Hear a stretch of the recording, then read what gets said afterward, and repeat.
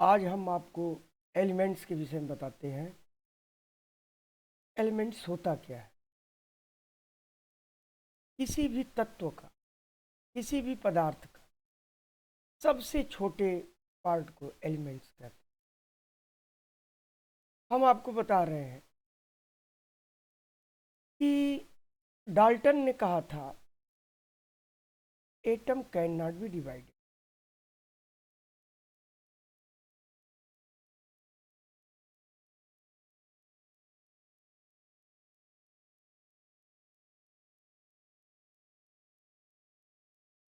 लेकिन modern science ने कहा कि नहीं, एटम डिवाइड हो सकता है। वो कैसे होगा डिवाइड? ये है न्यूक्लियस। इसके अंदर रहता है न्यूट्रॉन और प्रोटॉन। इसके बाहर की जो ऑर्बिट है,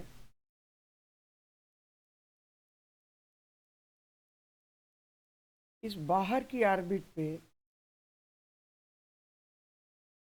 रहता है इलेक्ट्रॉन।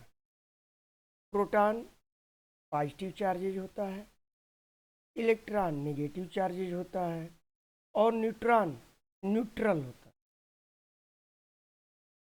ये न तो पॉजिटिव होता है ना नेगेटिव होता है।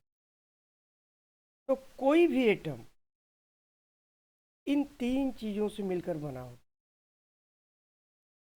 Any kinds of atom have two neutron, proton and electron. Electron always move in outer orbit of nucleus, as you know about. And इसके बाद हमारे एक वैज्ञानिक हुए जिनका नाम था बोरबरी। बोरबरी ने एक फार्मूला रखा, 2n स्क्वायर, यानी ये जो फर्स्ट ऑर्बिट है इसमें सिर्फ 2 इलेक्ट्रॉन रह सकता है। 2 इलेक्ट्रॉन रह सकता है। Only 2 electron consist in first orbit and second orbit. We can multiply here 2 into 2 square equal to 2 into 2 to the 4 equal to 4 to the 8। यानी सेकेंड ऑर्बिट में, यहाँ पे जो सेकेंड ऑर्बिट होगी उसमें सिर्फ 8 इलेक्ट्रॉन ही रहेंगे। Only 8 electron will be available in the second orbit of any elements. इसी तरह से थर्ड ऑर्बिट आएगा 2 into 3 स्क्वायर, 2 into 3 3 जा 9, 9 2 जा 18। यानी थर्ड ऑर्बिट में ओनली 18 इलेक्ट्रॉन ही रह सकते। ये हमारे वैज्ञानिक बोरबरी का दिया हुआ ये लॉ है। कुछ लोग उन्हें बोर भी कहते हैं, बोरबरी उनका नाम है।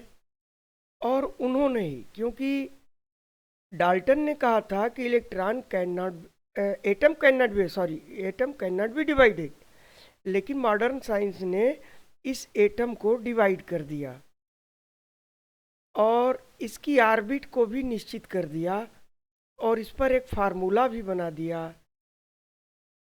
इसी को लेकर के हमारे मेंडलीफ ने अपना एक पीरियोडिक टेबल बनाया था जो एटॉमिक वेट पे था। The Mendeleev periodic table depend on the atomic weight of any elements, but modern periodic table depends on the atomic number of any elements. Thank you very much. I will teach you tomorrow how to find atomic number and atomic weight of any kinds of elements. Thank you.